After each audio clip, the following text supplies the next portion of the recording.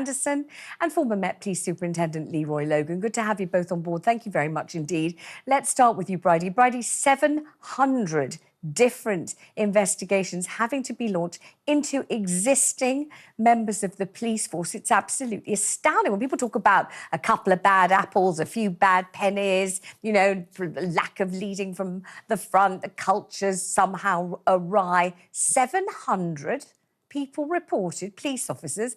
It's absolutely mind-boggling, isn't it? It is, and it's terrifying.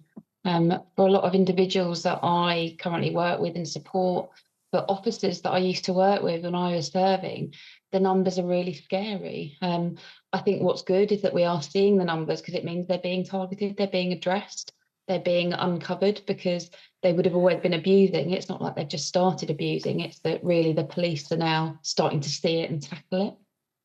And it's being sort of reported almost, Leroy, as if this is a success, you know, that it's going to be rolled out across the country. So great has the response been to it. But actually, every single investigation denotes and depicts a failure, not a success, doesn't it?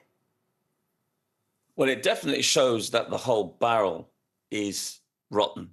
I've gone past the bad apples, one or two, and the rot has really set in.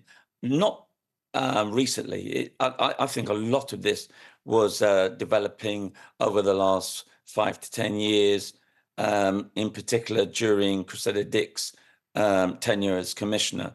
So it's a real issue, and it begs a question about the checks and balances that supervisors should be bringing in. You know, your sergeants, the inspectors on each of the teams, getting in touch with their officers, knowing where there are issues, and being proactive to challenge them if you hear about some sort of predatorial activity or behavior or even conversations. And of course, knowing if there's these WhatsApp groups developing, how they have to nip it in the bud before it becomes extreme behavior where you have officers on a anti-corruption strategy on this major scale.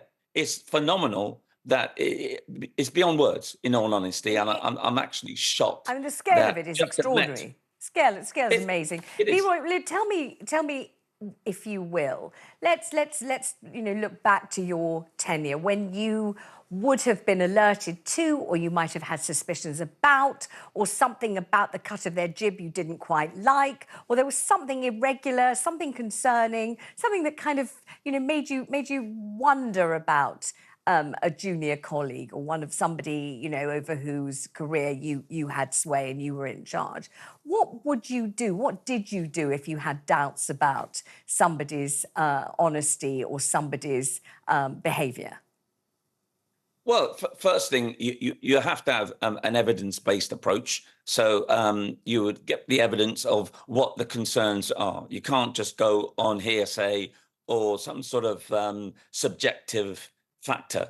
And once you've got that, you've got to speak to the officer. Now, that's not going to make you popular, especially if that person is well-liked on the team and they're thinking that you're just picking on them as an overbearing supervisor. So you have to do it tactfully and see how you can identify the issues, the areas for improvement, and develop them. And if not, if they don't respond to that development plan, then you have to put them on some sort of support program, whether it's training based or monitoring on a one-to-one basis, and also to tell them straight that this behavior is inappropriate, unacceptable, and it's got to stop. And if they don't respond to that, then you have to investigate properly and possibly going towards sanctions. So that there's a step-by-step process.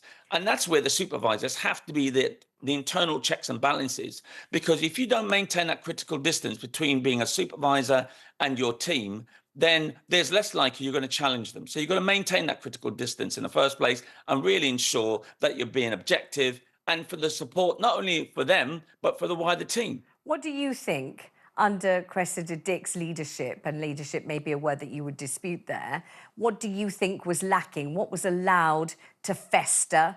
What did she foster? What was permissible or acceptable that shouldn't have been? When you criticised her leadership and said that, you know, the rot really set in when she was Met Police Chief, what was going on and what was going wrong then? Well, she seemed to be wedded to the culture. She seemed to be unlikely to challenge bad behaviour on a large scale. And a case in point is the vigil of Sarah Everard. How those officers were very heavy-handed on a really sensitive issue that an officer had abducted, raped, and killed Sarah Everard. And knowing that, she actually backed up those officers' actions and even got Her Majesty's Inspectorate of Constabularies to give a whitewash report saying, oh, all was correct.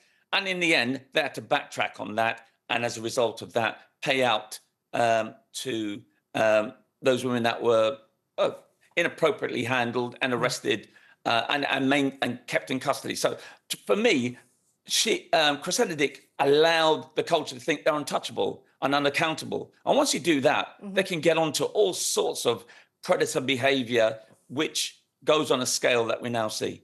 Well, I've spoken to Bridie about this before on the programme, and Bridie, you've talked to me before about just how difficult it was to whistleblow, to raise the alarm, to even make it known that fellow officers were behaving in ways that were corrupt, inappropriate, violent, predatory, sexually inappropriate, misogynistic, and a whole load of other stuff, including racist.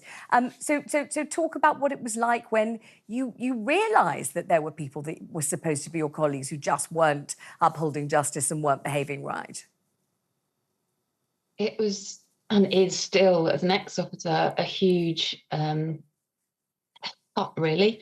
It cuts really deep because integrity is supposed to be the driving force of those that hold the badge, that hold the office of constable, and that protect and serve the great British public. So to find out that actually, when you challenge something that doesn't sit with those moral values, that doesn't sit with that integrity, that you're, you know, fed the code of ethics, the standards of professional behaviour that you believe in and you police by, when you do raise something that doesn't fit that, and then actually it's not challenged, and maybe even what I've seen a lot of, and it's still happening, is whistleblowers, people who do report bad behaviour, then themselves get ostracised. Or worse, a witch hunt is kind of conducted against them. So then we see actually complaints going in against the whistleblower. So a lot of victimisation, social ostracisation, work professional ostracisation, and it makes the whole environment incredibly unhealthy. So we see a lot of these whistleblowers either being forced out, resigning, even though they think they'd, you know, serve 30, 35 years of the career as an officer. And that's why I say sometimes it can be hard to have that level of integrity because, you know, and sadly still now nationally I'm talking, it's not easy to be heard. Thank you both very much.